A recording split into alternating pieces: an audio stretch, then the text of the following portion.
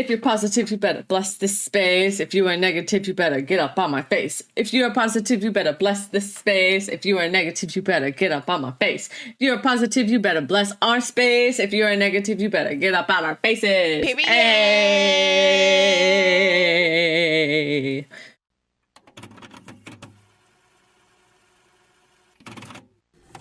Breathe it in, suck it in. Deep breaths.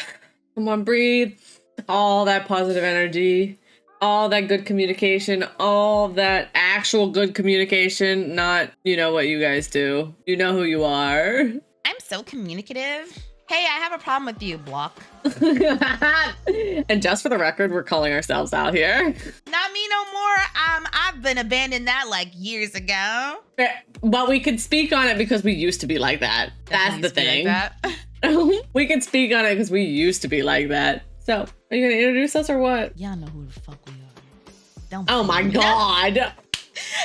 Jesus Christ. If you are new here, hello, I am Azari. And I am Space, the Witch. And this is Witches and Weebs, where the otaku lifestyle, spirituality, fandom, and witchcraft all come together to create a harmonious community of witches and weebs and everything in between. We dive into all things mystical, magical, pop culture, witchy, weeby, anything under the sun considered fun. So if you are here, thank you for joining us on our journey to betterment, and we hope that you have as much fun as we do. Jazz hands! Yay! I don't know why my lighting kind of sucks today, but we're just gonna go with it. What is this going on up here? This blinding over here. God damn. That's Jesus. What you doing here, Jesus? Jesus. Okay. So we're gonna talk about today's topic is familiars. This is pet familiars, but we're going to talk about the fact that historically familiars were not actually pets. They were just spirits. Sometimes that was a pet, but typically it actually wasn't, and it was just an animal spirit. Your dude could be a dolphin if you wanted it to be. Not that I would recommend a dolphin because they're dicks, but they're horny dicks. Only if you're really horny, have a dolphin as your familiar. But this could be just a spirit animal of some sort. That is what a familiar is. It's not just your cat, your dog, your whatever pet that you have in the house is your familiar. No, it's a process that you actually have to ask. Mm-hmm. And you have to confirm that that animal is willing to give their energy. Right. Which we'll talk about it later. But yes, familiars can adopt a physical form such as a pet.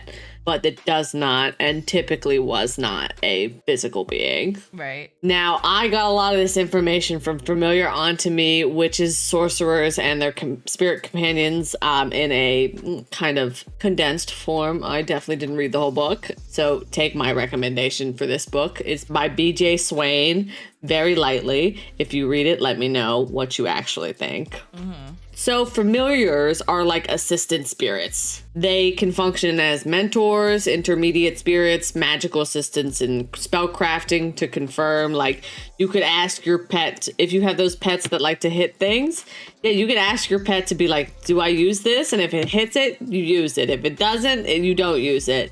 There you go. They are often bestowed upon a witch or magician by a deity or a more powerful spirit. They can also be, you can ask straight up if you are like super attached to one of your animals and they're super affectionate with you and they like to be around you when you're doing magic.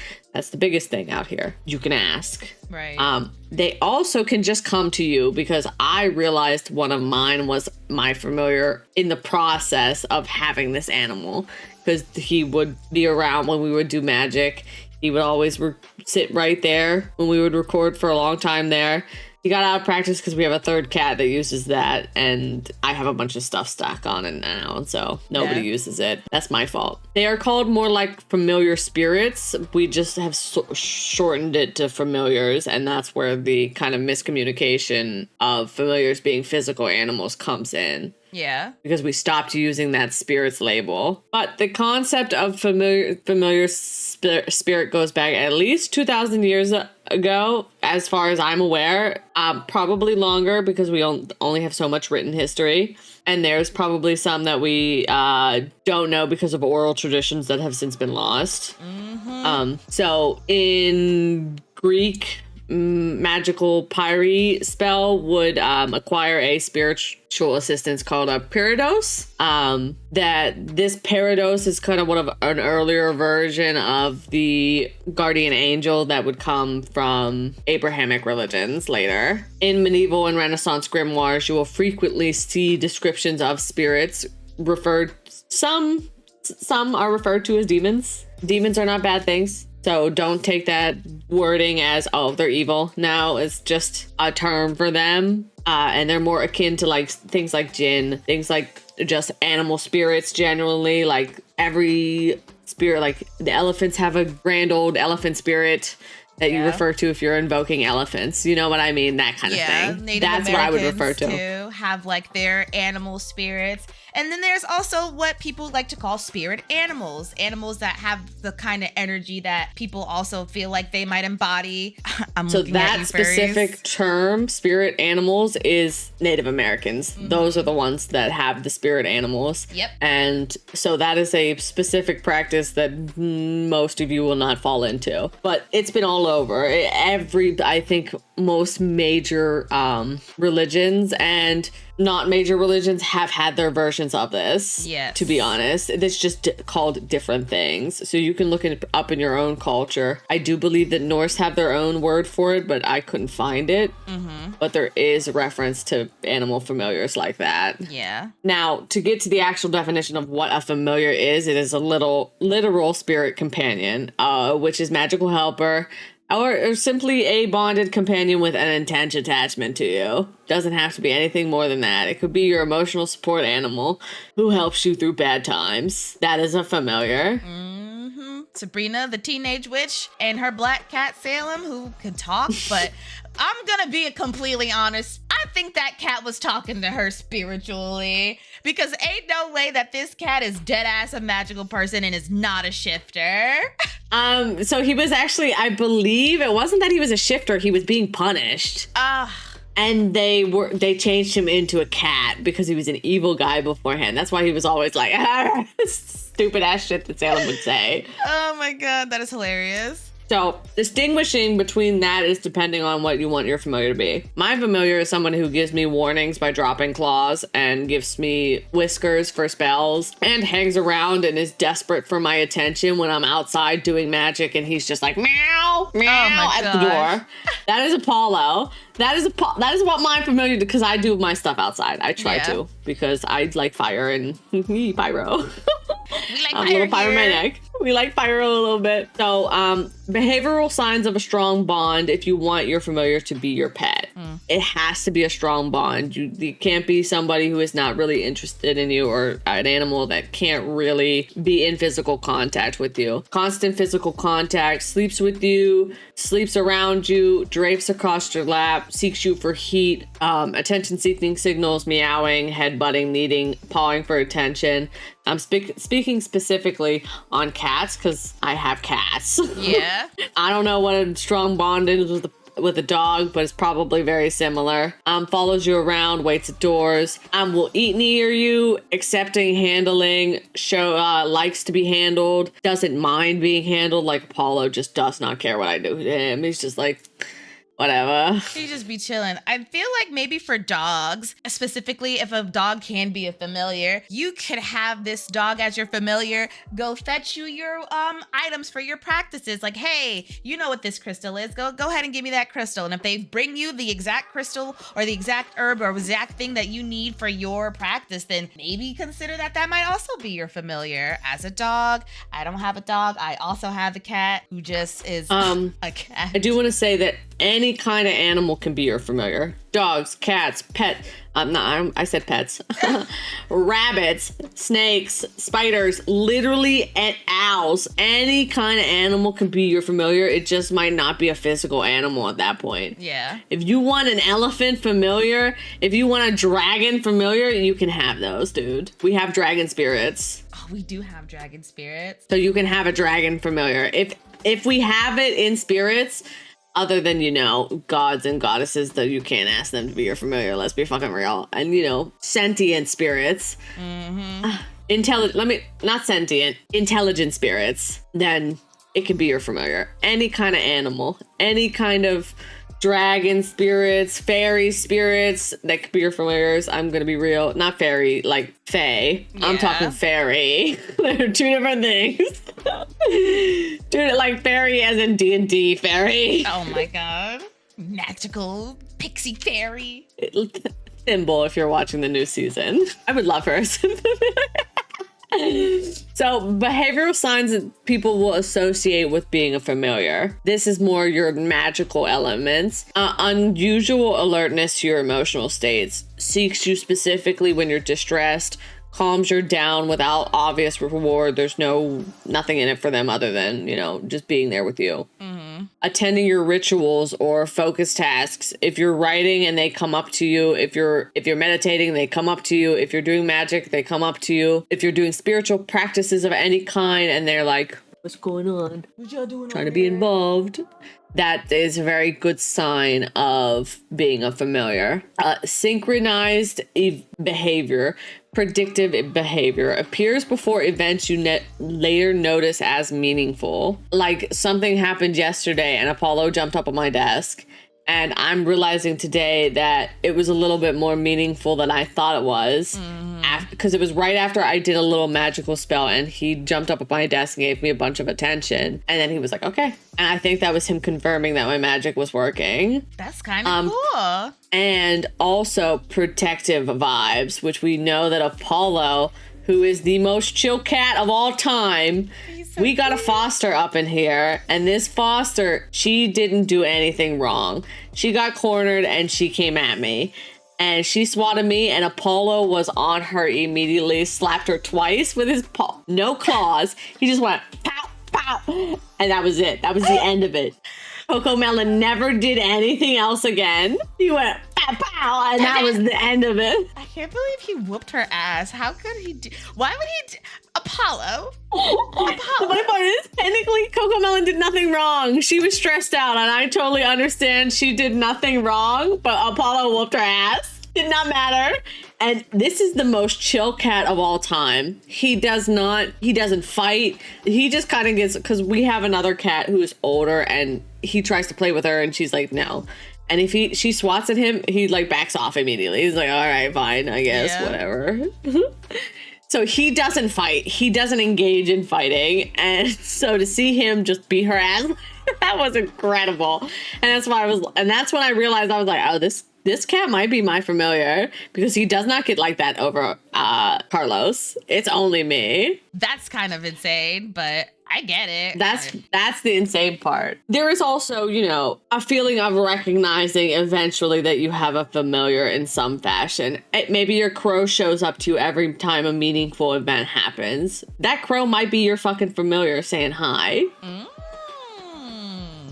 a good point. So mutual recognition, and you like, oh, I keep seeing crows all the time. Maybe why? Might be just your familiar. It might not have anything to do with a specific deity or any of that kind of stuff. That might be your familiar saying, what's up? It could be a sparrow that shows up in your yard. Mm-hmm. It could be a butterfly.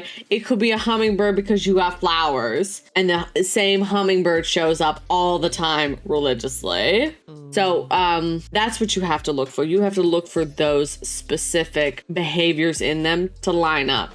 From there, you do have to ask. You can't just be like, okay, you're my familiar now, I'm gonna take all your energy. No, there has to be some level of ritual asking.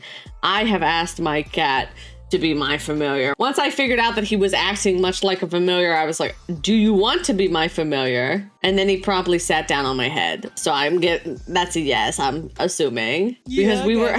I'll protect you. Okay, here's my thing. We were in bed and I was just meditating and he was hanging around and I was like laying down and he was like walking around my head and I was like, you know what? I feel like this is the time to just ask, do you want to be my familiar? And he just went, boop, right on. Yeah, I'll be your familiar. Because if you didn't, you probably would have just ran away. I think so. He like got settled down. I was like, could you go to your spot at least? You don't have to settle down right there. But my man was like, okay. And just popped a squat. And I was like, okay.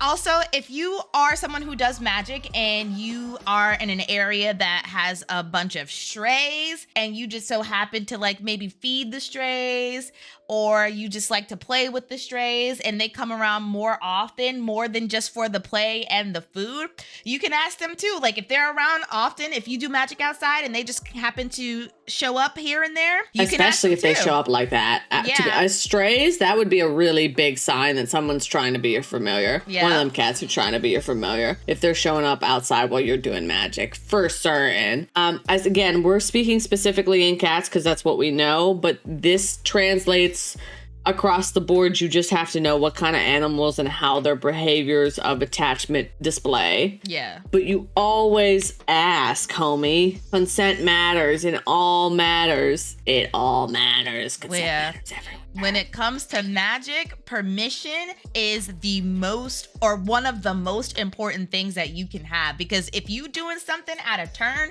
and you don't have permission from whatever source of energy it is, it's gonna really fuck you up. And I'm gonna say that this doesn't mean permission to do magic on other people. You can just do magic on other people.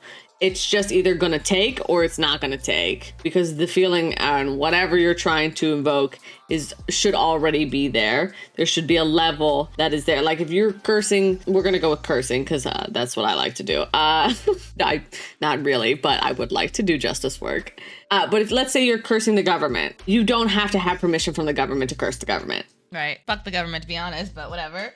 Exactly. So you don't have to do that. But if you're borrowing energy from resources, then you have to ask. Yep. So if you're borrowing energy to do the thing, ask. Yeah. Whatever you're doing the thing on doesn't matter. It's either going to work or it's not going to work. And most of the time, people just invoke their own curses. You don't really have to do shit. Honestly. But also, it's you could just make them think that you cursed them, and they'll just believe that they're cursed, and that's the rest of forever. Good luck. I didn't do shit. Hold on, let me fix my microphone real quick. Okay. Yeah, you wouldn't want someone coming up to your domain and stealing things from your domain without asking you, because then you're like, bro, what the fuck? What the fuck? You didn't even ask. That's how sources feel. Energy sources like that will look at you like, bro, how you just coming up in here and taking my energy without asking me, first of all? That's rude. And what happens when you steal from people? You're punished. You are punished in some shape or fashion. So exercise precaution when trying to draw energy from other sources without permission, because 9 out of 10 times, these are one of the small things that I feel actually will backfire, but backfire in a way where that shit's gonna drain all of your energy to the point where you are not even want to do magic for like the next month or so. So practice wisely and practice safely.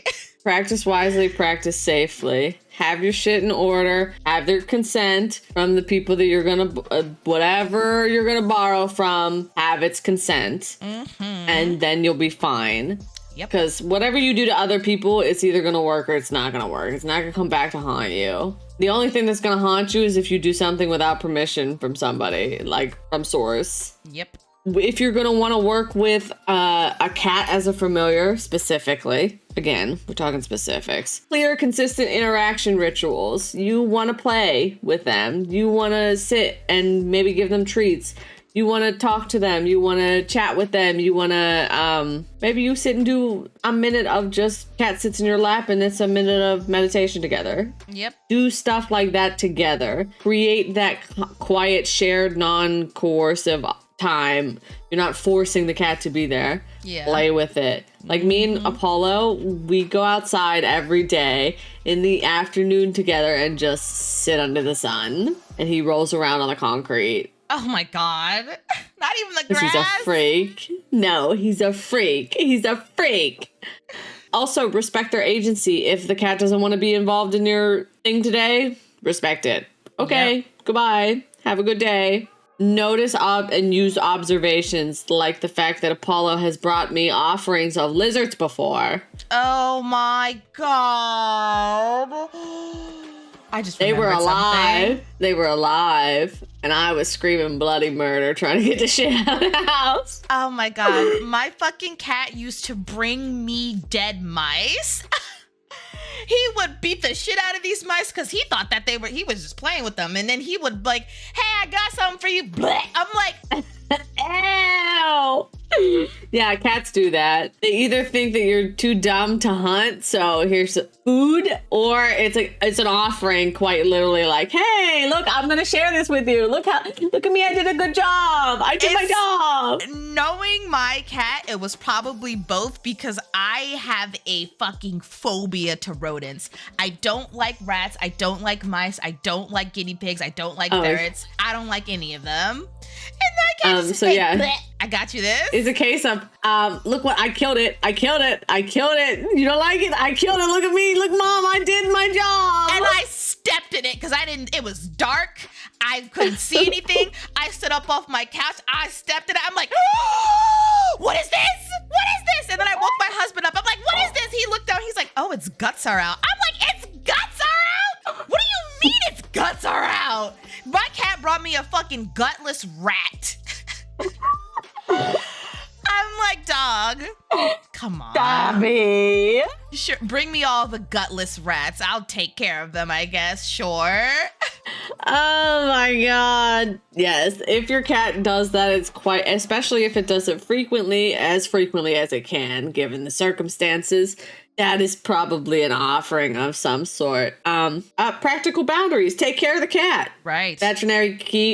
Veterinary care, enrichment, training. Don't substitute any spiritual interpretation, blah, blah, blah, for animal welfare. Don't. Yep. We are not crunchy up in here. Yeah. We're smart and logical. I also want to add, when you are doing practices and your cat specifically, your cat familiar is around you, be mindful of the things that are toxic to them, which means don't burn any plants around them that they can inhale, or don't keep any plants around them that they can eat that will make them sick or possibly kill them. So, not saying that you have to, but if your cat is around, be mindful, be considerate of their life and the things that are, potent but dangerous to them. Otherwise, it's kind of low-key breaking the bond between you and your cat familiar, because you're putting them in danger for your practices, even though they're willingly giving you their energy for you to siphon from while you're doing these things. If you can, get yourself an air purifier. If not, windows and doors open.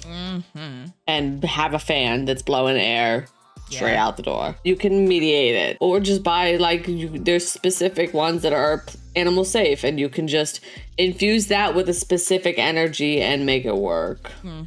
You're cultivating a safe space for you and your familiars and your spirits and everything else that you use in your practices. So, hopefully out there, somebody might have found out that they might have a familiar up in their house. If not, they figured out that they can use any animal spirit as their familiar, whatever one they want, so they can go out and get one.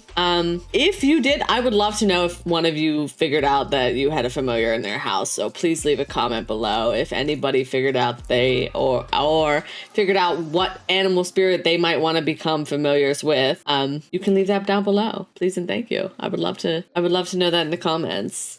Yeah, you furries. You furries. Oh my God. You fucking furries. Oh, wait a second. That went left field. Oh my goodness. You furries. Become the wolf that you've always wanted to be. Oh, baby, I'm afraid of you tonight. Hunt you down, eat you. What, you going Wolverine cosplay? And the whole shebang. Oh my goodness. But yes, leave your comments below. Let us know if you know what animal you want to have as your familiar, or if one of your pets is your familiar, how you figured out you had a familiar. If we helped you figure out you had a familiar, let us know down below. And if you don't actually have a pet, I definitely would recommend any metaphysical shop that you are nearby. You can get one of those small figurines of animals and ask, hey, can I draw energy from this animal? See what corresponds with those animals. Put them on an altar. It'll charge those. Golly. I got blinded. Holy shit. It'll charge that energy. It'll provoke the kind of energy that is associated with that animal. You can definitely ask for permission. If you do have any divination tools like tarot cards or a pendulum, you can have confirmation on that when you ask, is it all right if I draw energy from you as this animal, as this figurine that you have on your altar too? Just some things if, you're unfortunately allergic to some pets. even though that didn't stop me because I still have a fucking cat. So it's different strokes for different folks. Whatever's Different most strokes confident or comfortable. whatever. Yes, that one. That word. English is hard. English has too many fucking letters. Okay. So, key takeaways is that familiars weren't always, and historically speaking, aren't physical creatures. They were typically not pets. We have just co-opted, and now some people think that they're pets. So that is the biggest key takeaway, that anybody and any animal can be your familiar. Mm-hmm. You can go out and find yourself the funnest familiar you can think of. That includes media. All the weird shit from media. Yeah, you could. Why not? Why not? YOLO. Fandom. Fancraft, baby. Fancraft. Fancraft in the flesh. So what are we filming next, Mia? So this Friday, we have Free Runs episode 13, 14, and 15. Our reactions coming out this Friday. And next week, Wednesday, we are back, actually, with another Fancraft of Marvel's Spider-Man. Ooh, cool vigilante with the stupid fucking mask. If you like this video, please consider giving us a thumbs up, subscribing, and turning on that notification bell so you know when we are uploading new videos, because who doesn't want to be first in line for an episode of Witches and Weebs? I know it. I also do. And I have been for a little bit, so we take turns. We love ourselves enough to take turns. We love ourselves. We love ourselves enough to take turns. And we have fun doing it. I love doing it. I love being our number one fan, because if we're not, then we will be, okay? Exactly. We have to be our biggest fans. With that said, please remember to practice wisely, as I have said already. Practice safely. Practice wisely. Practice safely. And may all of your positive affirmations and manifestations come to fruition, because they will. Magic is real. Stay magical, stay mystical, stay whimsical. We will see you next time. Goodbye. Bye.